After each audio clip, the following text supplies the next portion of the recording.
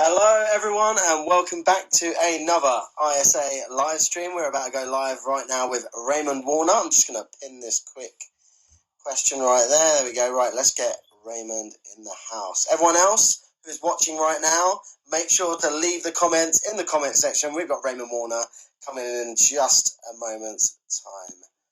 Let's have a look. Let's just add him in. So get them comments going, guys. We'll get him in just a second. Where is he? Just needs to request. Hope everyone's having a good time and enjoying themselves in lockdown wherever you are, by the way. And I'll just get Raymond in a moment. He should be here in a sec. Oh, we've got loads of people in the house. Good to see. Keep them comments going, guys. There's Raymond Warner. There, the man himself, the legend, the myth, Raymond Warner. I've just sent him a request.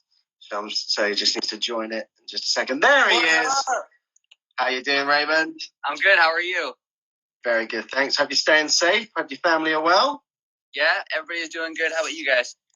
Yeah. I mean, we're quite far through our lockdown now. I think like the cases are getting better. Like less and less every day. So fingers crossed, people should be back in skate parks in maybe like a month or two. I don't know. Yeah, fingers crossed. Yeah. We just got an extension over here for the stay-at-home order until I believe it's June 19th right now. So, yeah. Still got a while before I'm able to get back on my scoop. It gives me time to heal, though. Yeah. I mean, you got to be safe, haven't you? You got to just let it kind of run its course. I think that's probably the best way to do it. But are you guys allowed outside at all? Are you still like allowed out for exercise and stuff? Yeah. I don't know to what extent, but I've just been kind of going through and doing my own thing. Like, I really haven't changed much of what I do other than, of course, the main thing, which is going to the skate park. But, I mean, we're all going outside doing our thing still. Well, anyway, I've got to say congratulations to you for 3 things. 1 million subscribers on YouTube. Congratulations, sir. 2, you just got yourself your first house as well, right? Yeah, I did. You got the GTR. It's like you've had like the craziest start of the year ever. Yeah, man. Like, congratulations, man. You've earned it so much. Thank you so much, dude. I appreciate it. Yeah, I mean, it's been a wild start to the year for sure. Yeah, I mean, the craziest year ever, for sure. This one's going to go down in history, but for good and bad, I'm sure, yeah. But like, yeah, you seem to just be absolutely smashing it. Like, I know the 1 million subscribers has been kind of creeping up for a while, and you've been, like, following it, going up, and, like, do you know how many you're on now? What are you on now, like? I was thinking I'm at 1,015,000, around there. So we're almost to 20 extra. So it's funny because everybody says like once you hit certain marks, like your page starts to go faster, and I kind of do and don't believe that because I was stuck at the longest one I was stuck at was 300,000. I was stuck for like months and months and months and months. Yeah. I was like really bad, but it's been an interesting growth period lately. So I'm hoping it continues. It seems to me that like you kind of get to a point and then it just like blows up. Yeah. It's like the exposure is just like, oh yeah, Raymond Warner, the YouTuber. It's like overnight you go from just like a guy on YouTube to like the YouTuber, and then like that just the growth goes. Like, yeah, it's like you get one video that like pops off and gets to like the actual general public or the masses, whatever you want to call it, and it's just and that's when it just explodes. What's been like your biggest video what's the one that stands out for you on YouTube? So we did this video where I got like 300 razor wheels from this lady named Jessica who used to own Pro Ride. And she was like, I'm sure you can figure something out with these. I was like, yeah, I'll figure something out. So I took them to the skate park. I gave one to every kid that was there. I was like, let's see who can break these the fastest. Whoever broke one the fastest got like a little prize. So that's what we did. And it just hit 10 million. Really? Yeah. Wow. That's an impressive amount. 10 million. Wow. It's always the ones where you're just like, this ain't going to do nothing. Like, I'm just bored. and it's Well, I mean, I think back to like Tanner Fox, and his biggest one was always like the hoverboard ones, on the swing days, and it's like just the dumb stuff, isn't it, that goes viral? It's just typical. So can't see why people do it. It's understandable. Just a quick one, guys. Everyone who's watching right now, I want you guys to ask Raymond questions as well. You'll see the pinned comment right there. If you've got some good questions to ask, guys, feel free to just put them in the comment section. I'll do my best to point all the best ones to Raymond.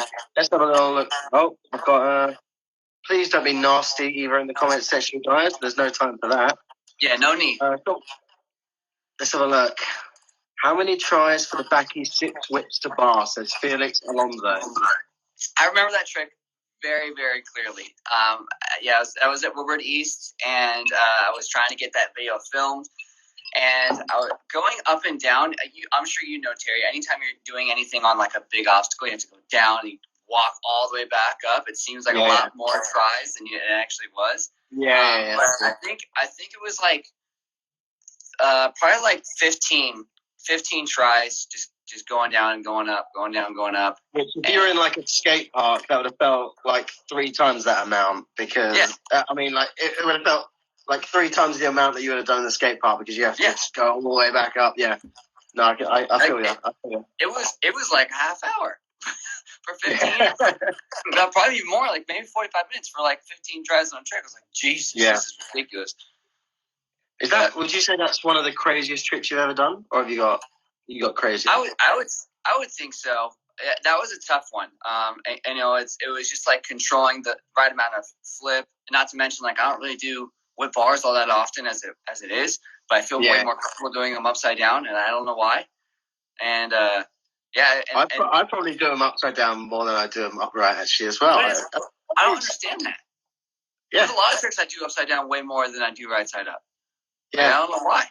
Like tucks, I never do tucks unless I'm upside down. I'm in. I do a lot of flip tucks. Yeah. You're like, it just feels good, doesn't it? But it's different. It's very different. Like when you're doing a flip tuck or a flare tuck, the bars kind of just like sit in your lap, don't they? They kind of you just let go. You go there. Yeah. So I guess for some tricks, it's very natural. Other tricks, not so natural. Yeah. Interesting take on that. Any more questions, guys? I know you've got hundreds of questions here. I'm just going to... GRFF Scoot said, what's your favourite skate park? Okay, this is a tough one. And it's funny because I think there's different versions of this answer. One of which, I mean, my favorite skate park, I mean, just like everybody else I'm sure in the world, is my local, which is Cal Oaks. And it's just because I know every single nook and cranny in there, like the back of my hand. But let's see, my favorite skate park. Dang, like for actual ramps and things like that is probably. Should we do a top 3? Yeah, let's do that. Let's do top 3. Yeah. Go on then. Any order, because they all kind of have their own special taste, don't they? So I'm not going to include Woodward just because I feel like that's kind of cheating. Is that cheating? I would include Woodward. Okay, we'll do that. So my favorite one probably like number 1 is probably Lot 8 at Woodward East. Love that park. Mm-hmm. It's so sick. Yeah. Got a lot of fun for Lot 8. And I mean, Woodward East is just insane. Yeah. All the snake runs and stuff, like through the park like that. Oh, love that stuff. Yeah, that's good stuff. Claremont is probably a second. Yeah. Because I love skate across. Yeah, I was just going to say, because of the skate across, I love that thing. There's definitely one that I would say you're missing on here. What most people say. That most people say? Yeah, what, for sure. Like Corby? Yeah, for sure. I like Corby's sick. I like Corby. Yeah, but I don't think I've been there enough to actually list it as a favorite. Only because so many people put that right up there. It's like, it's weird to hear a list and not hear it mentioned nowadays. Like, there's no bias. You're like, you see your top 3. Yeah.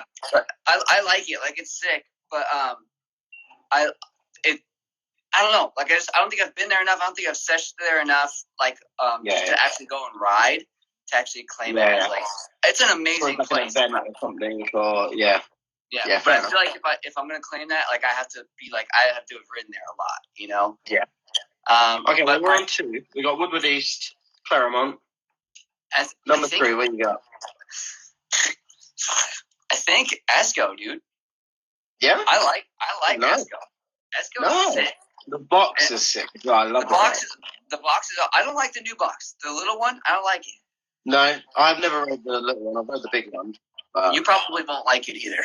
No, because you and I like going high, and it's kind of like it's a perfect box for kids that want to learn how to transition into doing the bigger one. I think because the landing's not nearly as steep.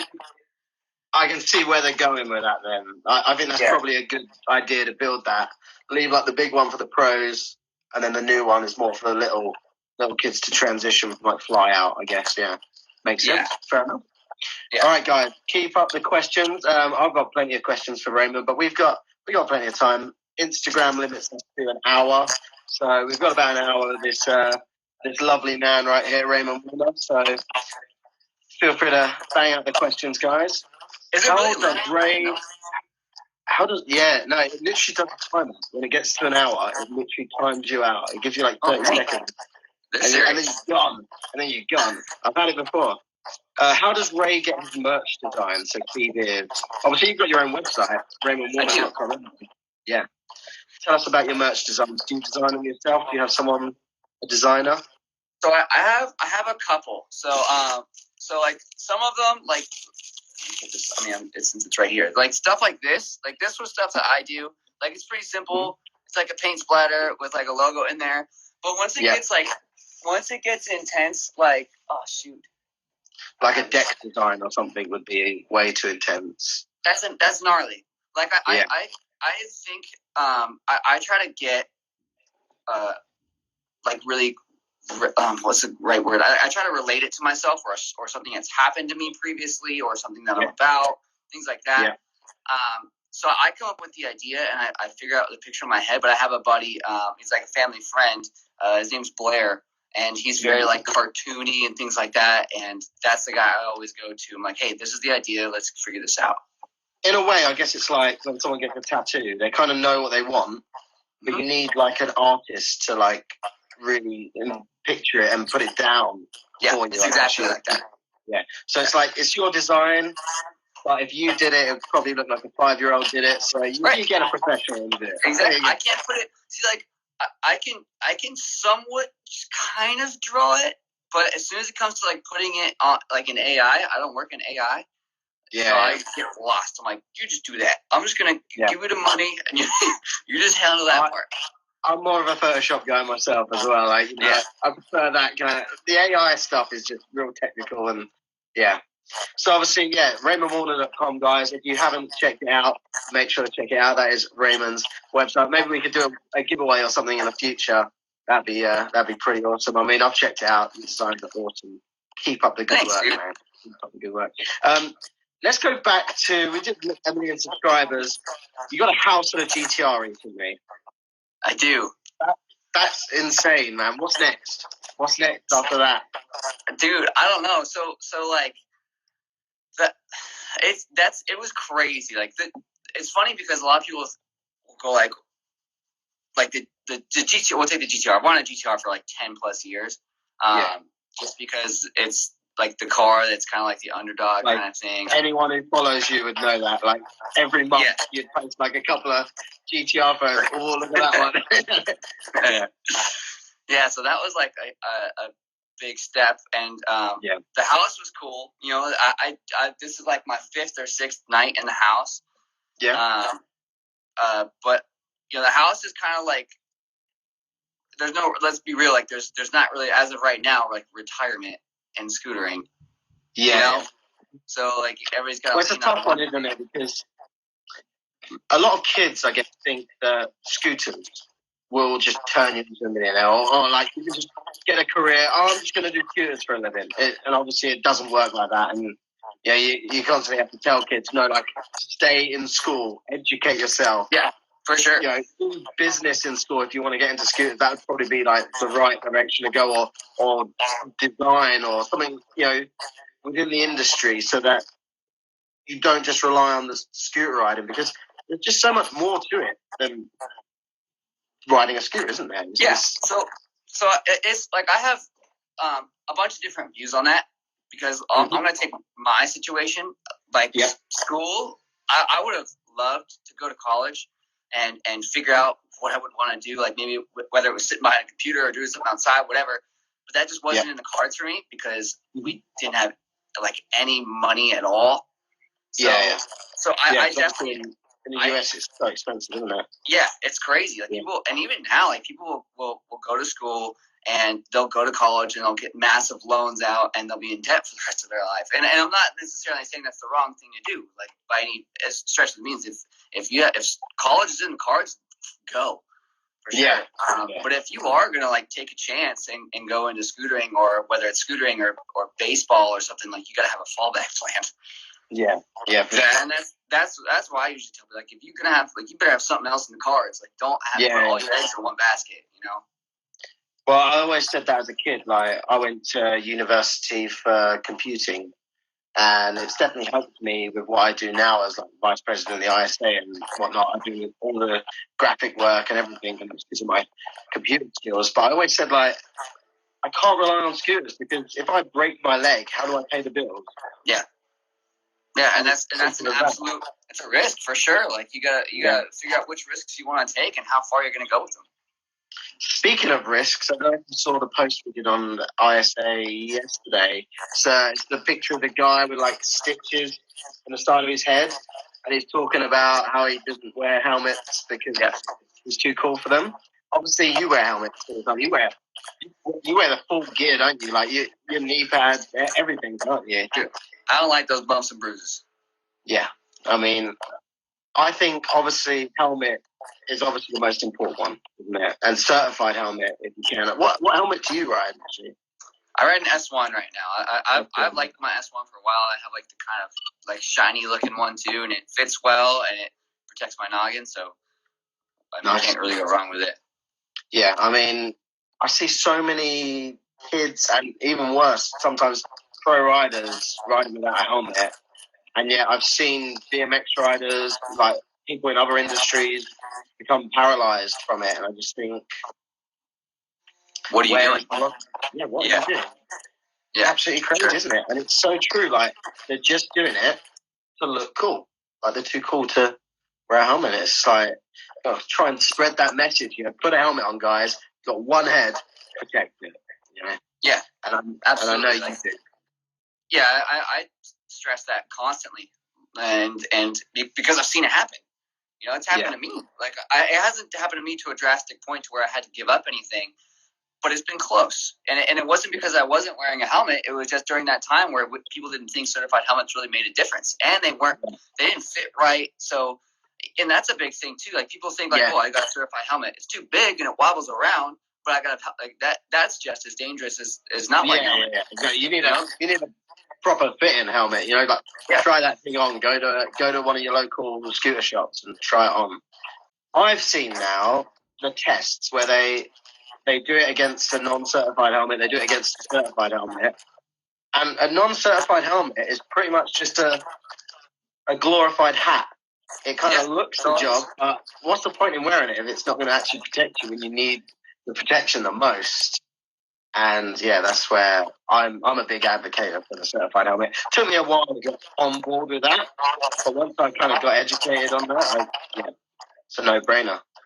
You know, I think I remember the turning point of the whole situation, and when people were like, yes, like forget wearing the crappy helmets, and it was when Brett Banasewicz really took that massive slam with a non-certified helmet, and now he can't. He's not really riding like to his potential like he was before. I mean, he was fully paralyzed, wasn't he? And now he's kind of recovering, but like he's never going to be fully recovered. And obviously, you've got Scotty Cranmer, Stephen Murray. There's loads of other names, people that have passed away, unfortunately, as well. And it's not a joke. And the bigger the ramps get, the bigger the tricks get, the bigger the danger gets, the more we need that kind of protection. Like, I know you're a huge fan of the Mega Ramp. I am as well. I think it's amazing. And Imagine jumping the mega ramp with a non-certified helmet. How dangerous that would be. It's insane. It's like jumping the mega ramp without a shirt. Yeah. It looked cool. Yeah. You look so cool right Yeah. Until you crash, become paralyzed, or take off all your skin, and then that cool factor goes completely. Yeah. So yeah, just don't even bother, guys. Right, we've got a really good question here. I've been sat on it. Ariab_21 says, best way to grow your YouTube and come up with new YouTube video ideas. So the coming up with video ideas is hard, and I don't really think there's like a process to it other than sitting down and just going off of different ideas you might have done in the past and figuring it out. And I mean, I watch a lot. Like I have to, and sometimes I don't want to, but I sit down. I'm like, okay, I gotta watch this, gotta watch that, and I do a lot of research. You get inspiration. Yeah, and you know, some people go to like going into stores and you know, writing their stuff and things like that. I kind of try to keep most of it positive. No, for sure. You're definitely a positive role model. There's no doubt about that. And I think I respect you doing that. You know, because it's very easy to get that like easy money by just doing something that's illegal or, you know, frowned upon. Yeah. And you haven't gone down that route, and I really respect that. Thank you very much. No problem. You deserve it, man. But it's so you just gotta find your niche before you actually think about growth, because I feel like people just get to that point and they're like, oh, I just gotta go, and I understand it. Because the growth is absolutely addictive. But finding your niche is the most important thing, because if you just want to go for growth, you'll be unhappy super, super fast.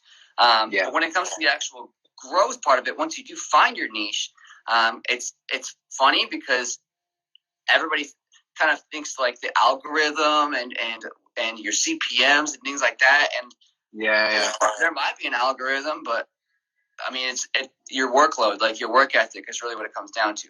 You gotta bust. You gotta hustle. You gotta go and you gotta wake up early and go to sleep late and just figure out ideas, editing, and it's just a hustle. You just gotta keep going. You gotta post every day. I posted every day for almost 3 years, and I didn't miss one day. So that's where my growth came from. So it was just a nonstop thing, and everybody seems to think like, oh, I just gotta get one video. No, you do not. You gotta work your ass off.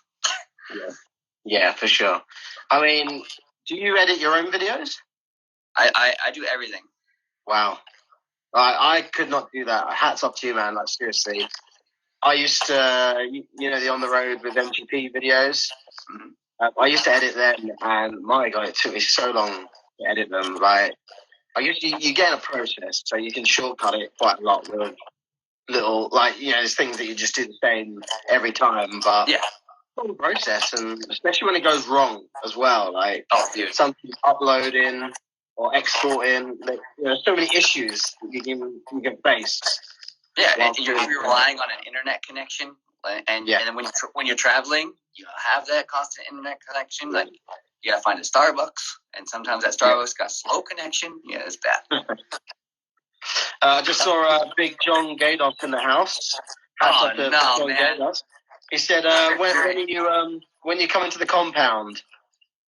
Oh, dude. The John Marco Gados compound. When am I getting my invite? No, I'd love to. I think that was it right there, wasn't it? That spot looks amazing. And it's so cool to see, like, other people getting, like, big backyard skate parks and stuff like that. And it's cool. I saw, like, when they actually got that new place that they're living in now. Kudos, Big John. And I want to come out there and see what you got going, because I'm trying to build my own over here. Nice. There he is. He says, "Let's go, let's go." Yeah, I love it. Oh, so you're gonna build your own? Yeah. Yeah. So like backyard. The whole back. Like that, when I went house shopping, I was shopping for a while, trying to find a place that has no what's called HOA. I don't know if you guys have that out there. No. Yeah, it's you might. It's a homeowners association. It's basically like if your grass is too tall, like you gotta cut it. No. I know exactly what it is. We don't get them here, or at least to my knowledge, we don't get them. But I know exactly what it is. It's where you've got to keep up a certain image. Yeah, and exactly. maintain that, and putting a giant wooden skate park in your back garden isn't really going to sit right with that image, is it? So yeah, right. And so I got some friends to make. I got to make sure my neighbors are cool with me and things like that. But I mean, even if they're not, they don't really have a choice because it's not against the law. And that's kind of why I needed. Like I was looking for a big backyard for a long time, and finding a house with a decent sized yard within close to my price range, that was tough. But we got it. The backyard's plenty big for a park, so that's the plan. So I guess that kind of fills in that question of what comes next to the 1 million subscribers, the new home, the GTR. It's the backyard skate park. That's backyard park, man. Backyard park. I'm gonna try to just to see. I'm gonna see if people might be interested in possibly being sponsors and getting their logos all over the place. Because I mean, no doubt. Collaboration is where it's at. You've got no doubt. Yeah. Because it's gonna be a big. It's expensive. But we'll see. We'll see what happens. Like you're a big fan of the vert riding as well. Would you ever have like a vert one in your back garden, or would you think it'd just be a park?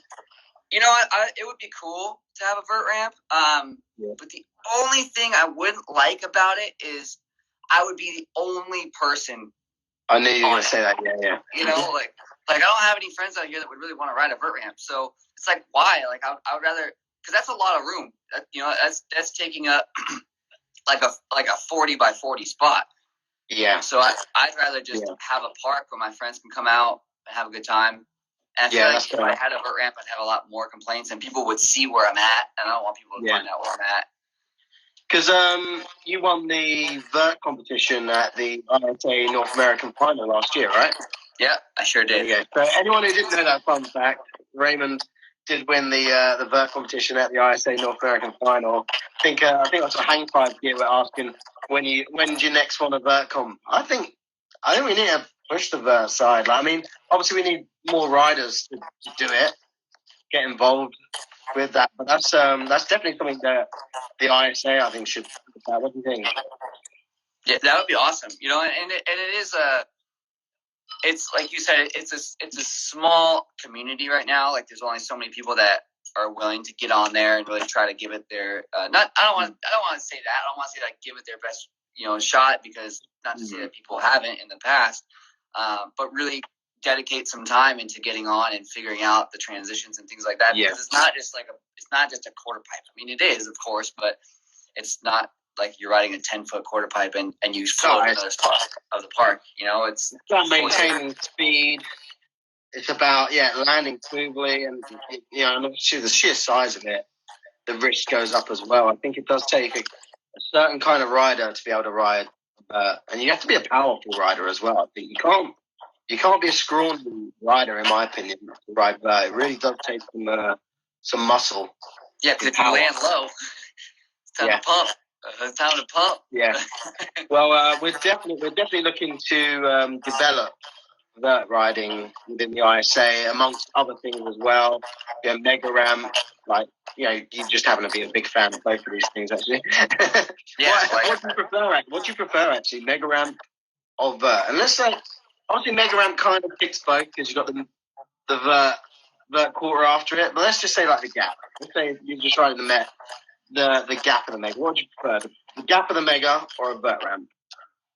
See, I would prefer a vert ramp. I just like quarter pipes, and I feel like you get a flow rolling for let's say we do like a jam format, which is kind of what we did at Woodward, and it worked really, really well. During that contest, and it was very high pace. It was like go, come on, keep going, and it worked really, really, really well. I was actually surprised as to how well it worked. Yeah. Because you don't have to look around for who's going, where's that person? Like, we know they're going to drop in on this ramp somewhere. So we just have to be paying attention. But mega ramp is really cool. I think the awe factor is absolutely there. But I feel like the quarter is like the main. That's a big part of a mega ramp comp. Because just from the ones I've seen. So I'm not taking anything from any other contest that's done a gap. I still think stuff that like Ryan does is unbelievable. Yeah. And, you know, half the things he does, I could never even think about doing. But me personally, I like seeing the quarter. I like seeing the height factor, you know? Yeah, I mean, I think it's mind-blowing how high the skateboarders go on the mid-quarter. It's just... No bars? It's just doing crazier tricks, mate. Yeah. Crazier tricks. Yeah. You won the vert comp last year, the ISA North American final, but you, as far as I'm aware, you actually won the first ever ISA American final. Am I right? Yeah. 2012. Yeah, I was so our first world final, ISA world final, was in 2012, and to get a spot there, you have to battle it out through the ranks, and you won the first ever American final. I think that's a huge accomplishment, and again, another fact you guys might not know about this guy right here. You know, like, as if you haven't accomplished everything. You're doing really well for yourself, and I think it's amazing. Obviously, yeah, you were competing in the ISA right at the start, and obviously nowadays you don't really compete so much. Is it something you ever look into getting back into, or would you say you're just too busy with like YouTube and other things nowadays to do that? I still compete. Like I still definitely hop in. Like if there's a competition in the area that's kind of pro class, of course. I don't really go on the ones that are like an open pro or anything like that. Yeah. Just because I don't know. I feel like I've already competed in so many pro comps and won of them, so I don't feel like that's somebody else's time to shine. Like that's not mine. And you know, I love competing, and I'll compete all the way up to the point where I simply can't. And I've missed a couple of world finals that I qualified for, unfortunately, because I had other things that were planned that I already actually promised a bunch of kids. So, and I love going to contests because of the vibe, though. You know, everybody's there, and everyone's happy to see each other. Even though we're all competing against each other, nobody's like, "Oh, yeah, you like none of this. You can't see what I'm doing," kind of thing. We don't tend to get that so much in shoot riding, do we? Like the whole. No, there's no animosity. It's very little animosity. Yeah. Even like in skateboarding, you hear about so many people that hate, like Nyjah. Some people hate Nyjah. And it's because he's like cocky or whatever. I've never met him, but you know, I've heard different things. I don't know if it's true or not, but the dude works his ass off, dude. Like, I mean, he's just there to do his thing. He's there doing exactly what everybody else wants to do, and that's why he gets stopped. But in scootering, there's not really anyone that's like that. Yeah, no. I think like there's lots of people working hard, but I think it's just generally just appreciated, isn't it? It's just generally appreciated. Yeah. So back in 2012, who were you riding with back then, or who were you riding against back then? Who were like your big competitors? Because obviously the American final, you must have had Dakota against you, right? Dakota was there. You beat Dakota out for that? Yeah, I beat Dakota. That's a big accomplishment right there. That's a big accomplishment. Nice. That's like one to keep under the belt and just like remind Dakota every time you see him, you know? Remember 2012, man? Remember that? Remember 2012? Yeah. When you were there. Yeah. No, so Coda was a big one back during that time. T-Bone was around, you know, Tyler was Tyler Bonner. His thing. Capron was a big one. Joe Armstrong was super, super strong back in that time. Right, Capron, that's that TikTok guy, right? That's that one guy. Man, he is blowing up. He's got like 3 million. Is it Corey who's got 3 million? They're both just blowing up on like TikTok, aren't they? You know, huge. Yeah. And they work hard, man. They work hard too. Oh, but they're like the nicest people ever as well. Like, I absolutely love them. I've stayed at their house before, like way back in the day, and awesome family. Yeah, just another couple of awesome scooter riders within the industry. We got a great industry full of great riders. I think we're very lucky with that sport. For sure. Yeah. Absolutely, I agree wholeheartedly. Let's go back to some viewer questions, guys. Everyone watching right now, if you've only tuned in halfway through or whatnot, I'm asking Raymond questions, but you guys feel free to ask Raymond some questions. We've got Raymond Warner right here, legend of the sport, and it's up to you guys to ask some decent questions. I'll point out the best ones. Oh, here we go. Dante S8 says, tips on Buttercups. Oh, goodness. Quick answer for that? I might write down some notes myself. I'm not that great at them. So butters, man. Butters. So the way that I do them is a little bit different. Yeah, and it's funny because it's turned into essentially like an umbrella cup.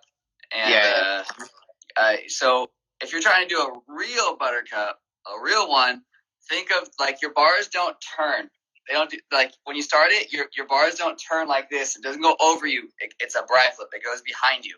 So your arms don't turn until you get to here, where you have to turn them as a bri flip. So that's try it, and that's why I don't do them, because they're freaking hard. Like, it's quite funny when you see people do like a proper Buttercup, actually, isn't it? Where it's just like, it's like all like 3 separate motions. Like it's crazy seeing it. Like, what was that? Oh, a proper one. Because most people, like you say, most people do them just like umbrella cup, and generally, like just they get it all up, kind of done with at the start, and then Coda does them properly, and Kate does them properly. Yeah, I agree. I was straight away thinking of Coda. The way he does it was full on. Buttercup, sure. Yeah. Any other questions, guys? Feel free to leave them in the comment section.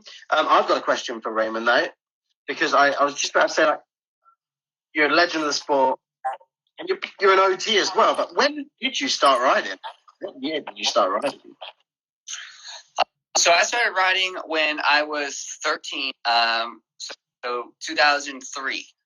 So 2005, 2003, 2005. My bad. 2005. Oh, you see that respect? Just go there. No, I'm kidding. You're definitely you've been around a little bit longer than me by just a couple of years, right? 99. I started. 99. Yeah. So I started when I was 13, and I started on it was called my first scooter was a Razor, and I got it for Christmas, but that was when they were like $180 for just like a foldable Razor. Did you ever have that point? Like, they were expensive. No. Like, I mean, obviously we didn't have Razor in Europe. It was all Micro everywhere, and like to the point, in America they were known as Razor scooters, and in Europe they were known as Micro scooters. Nowadays we don't call them Micro scooters. We don't really call them Razor scooters. I don't remember them being expensive, but then I didn't pay for them, so I can't really remember. I remember I used to get a certain model that was only about 30, 40 pounds, which is like, I don't know, like 50, 60 bucks. So no, not that expensive for sure. Yeah. Yeah, we had they were but they were available everywhere. Like, you could get them at the grocery store at the time. So my first scooter was a Razor, and I rode it. I still have it. It's in my garage. That's awesome. And then I had what's called my next scooter, because we couldn't afford to get another one. It was called a Nora Cars 3, and my dad bought it for me at a garage sale for $1. So $1, wow. $1, yeah. I rode the wheels off of that one. It was pretty close to a Razor. Unfortunately, we threw that one away. I didn't think that I was going to ever get to this point, and I can't find one online. It was just like a random brand, and but I loved that thing, dude. It was so cool. That's awesome. What was it that got you into riding in the first place? Did you ride anything else before? I was kind of like that kid that was always the neighborhood rat. Like, I always had like a skateboard or a bike or something, and I was like doing skids, things like that. Like, I loved it. But we lived in an apartment complex when I actually started scootering here in my hometown, and I like I said, I was always doing skids, but I had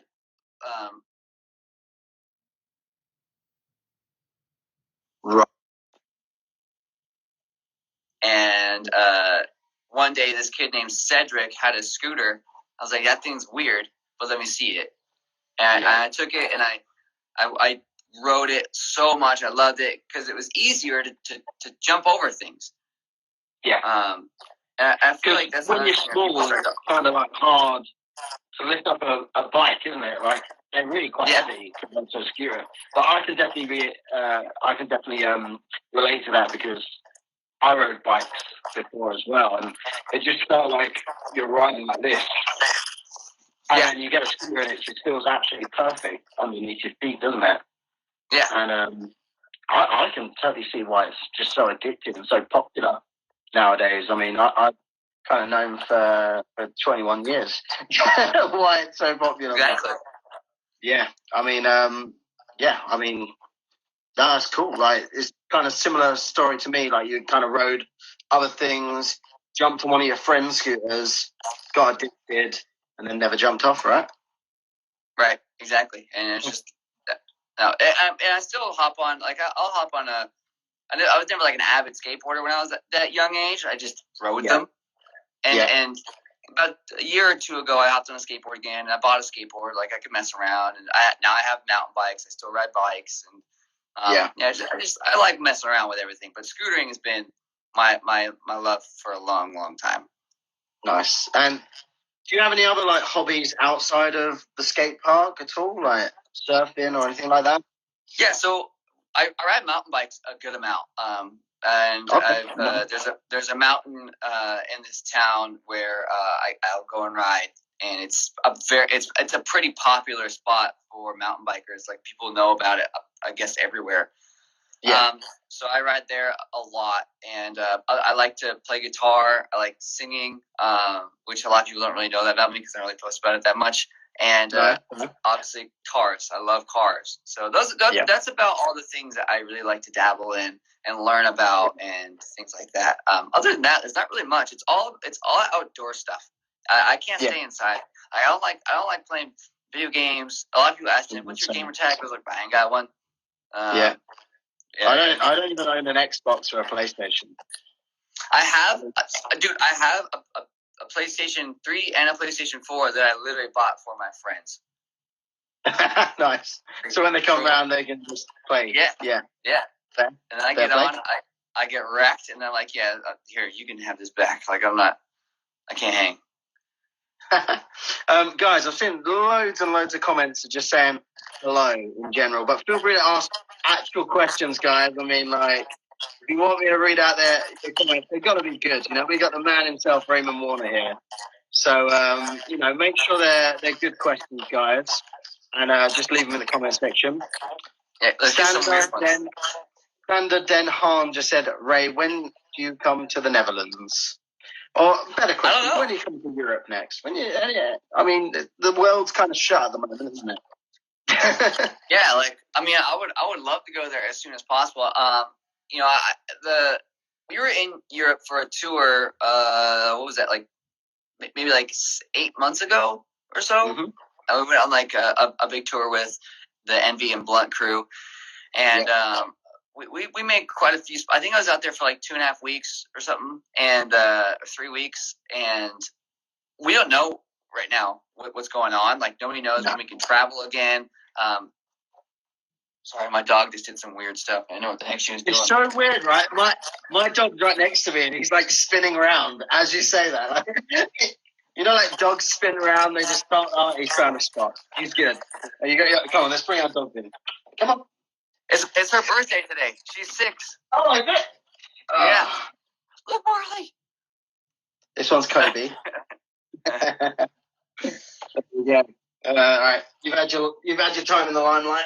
Hey, you got your 15 seconds of fame. That was it. Yeah. Cool.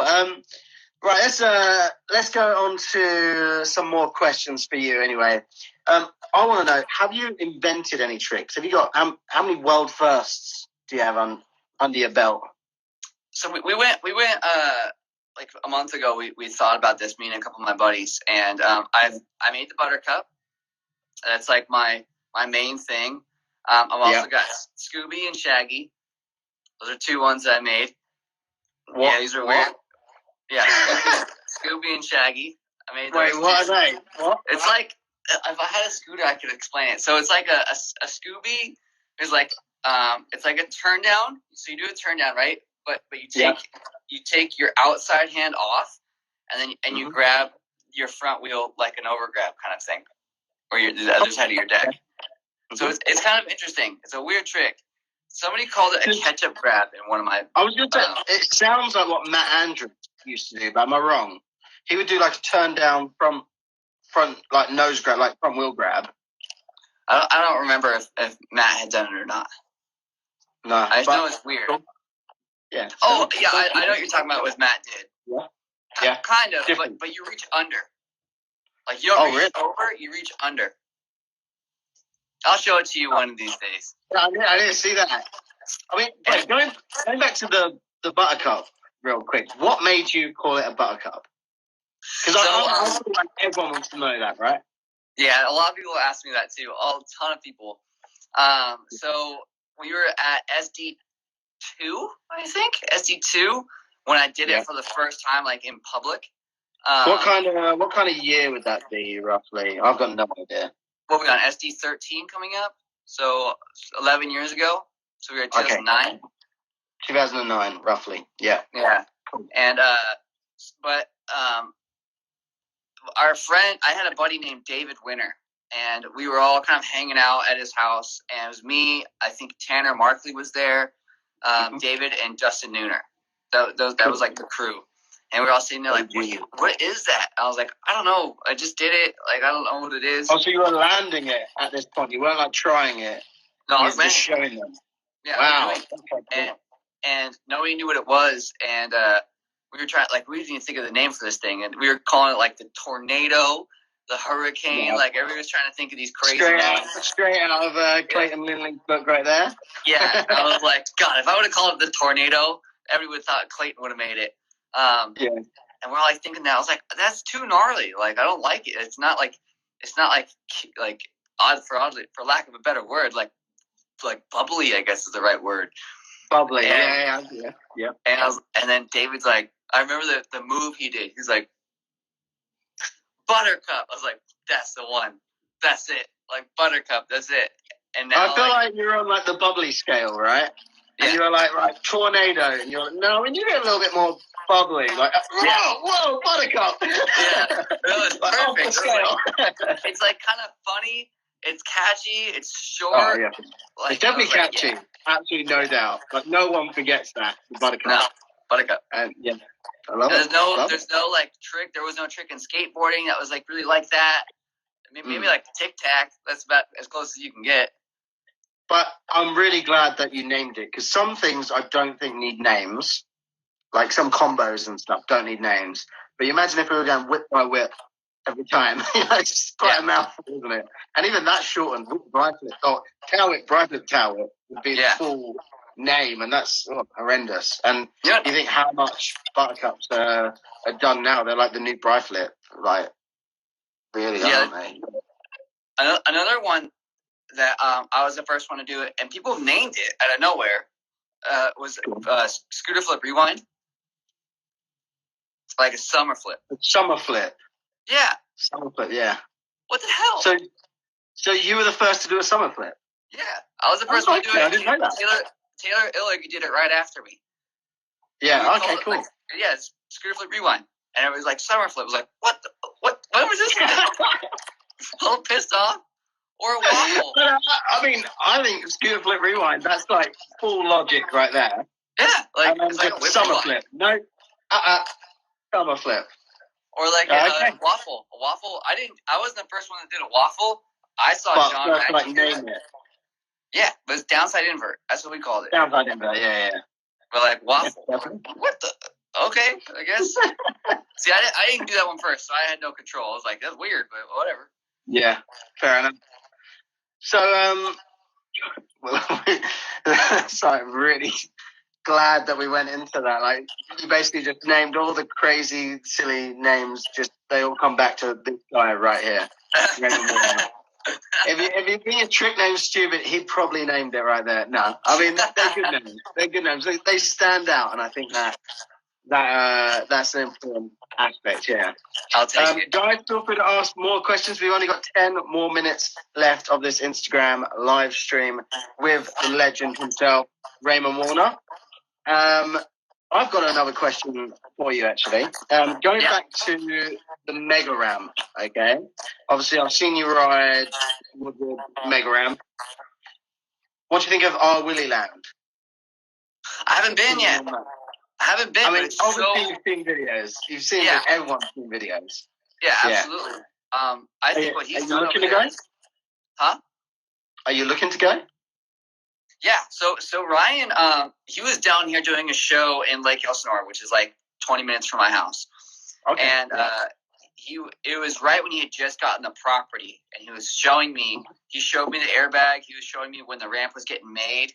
I was like, oh my God. He told me, he's like, come out whenever you want. And I would love to go out there. And what he's doing out there is incredible. He's literally, he's just like Travis Pastrana, just another version of him. I mean, it's so cool to see that actually happening, because when Travis would have probably gotten that house and all that land and started building things, like there was no Instagram, like there was only television. So we weren't able to see like the actual build or the process of that entire we're in like the middle of the process at the moment as well. Like 5 years down the line, our Willy Land is probably going to be this whole nother monster of other things, because that's a big property. He told me it's absolutely huge. The amount of land that we're using at the moment is just such a small fraction of the size of the property, and like just we're in it. Yeah. Sure. But no, I think what you were saying right there about what Ryan has done.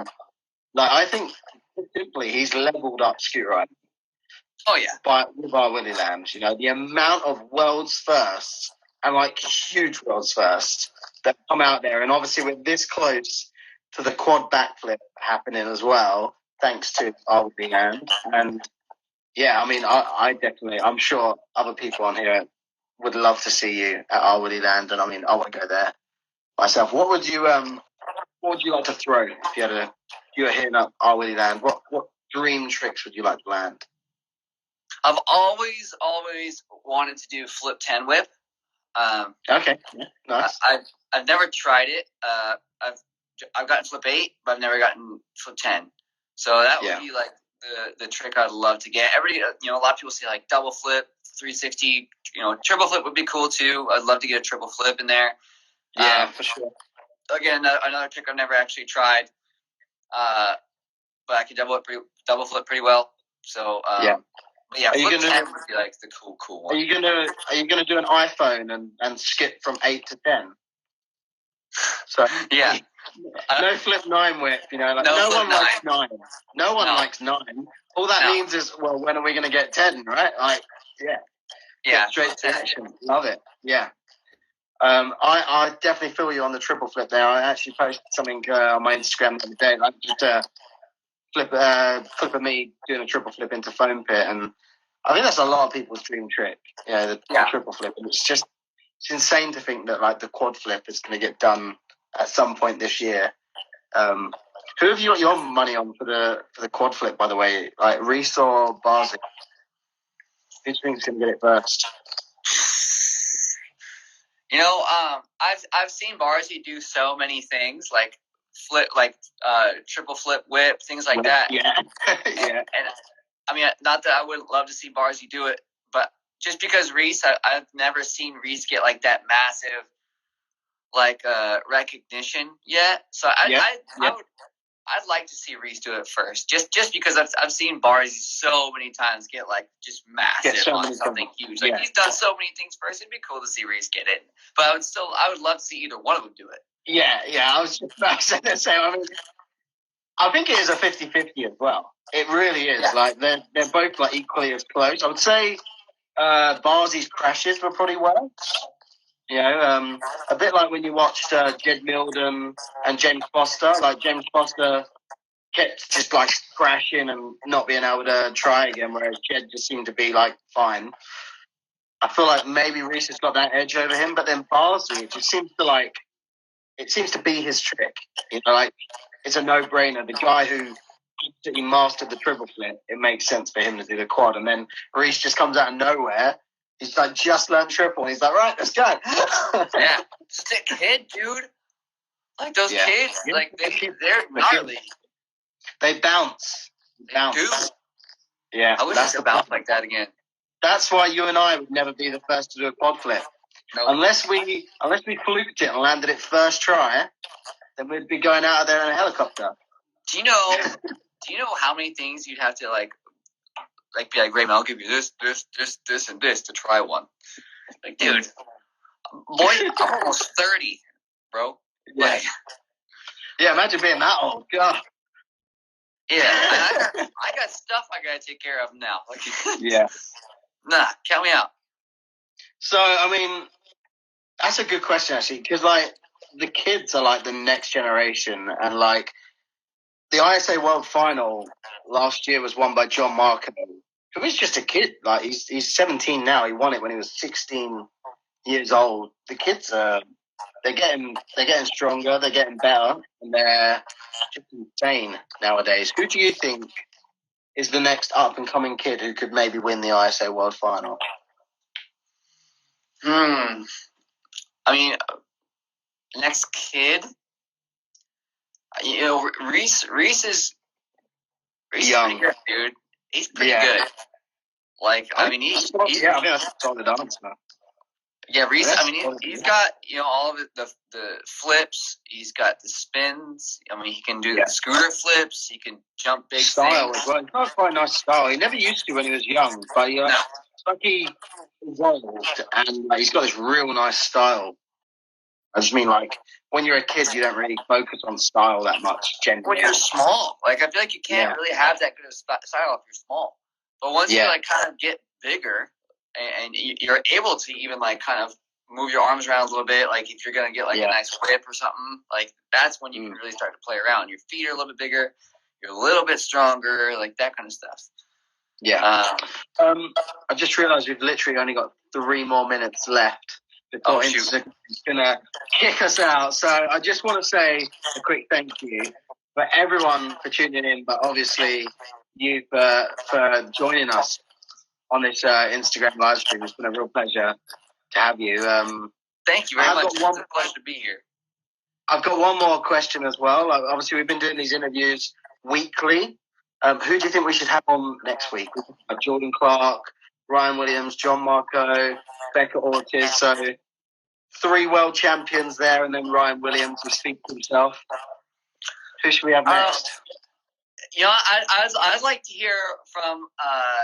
I'd like to hear what John's got to say. I like hearing from John, but I would also like to hear from some like Broussard. Oh, that's 2 real good options right there. I would like to hear from What do you guys think as well? Spam the comment section right now. I've just seen someone write Ryan Williams. Yes, get him on again. Oh, yeah. Come on back, Ryan. We got more questions to ask about R. Williams. Yeah. We did a vote and everyone said Ryan Williams, so sorry, Ryan, you're back. I just got another person but Ryan. But anyway, so Raymond, I got to say thank you so much for coming on.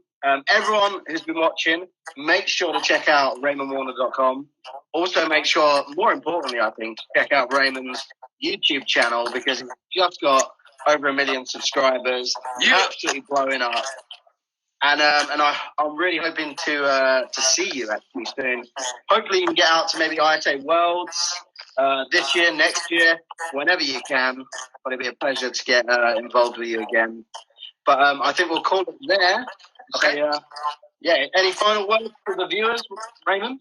I just want to say thank you guys so much for the continued love and support. You guys have all been amazing, and looking forward to many more years on my scooter, and as well as seeing you guys grow. Awesome. All right, well, I'll say goodbye to you first, then I'll say goodbye to our viewers. So thanks very much, Raymond. Have a good day, and I'll hopefully speak to you soon. All right, man. Much love. I'll talk to you later. Take care. Everyone else, thank you so much for tuning in. We're going to be live again next week, and hopefully we're going to have we will have a really good guest. But thank you so much for tuning in, guys. Hope you enjoyed it. If you didn't manage to watch the whole thing, we'll have it up on isascoop.com as well. Guys, I'll see you next week. Take care.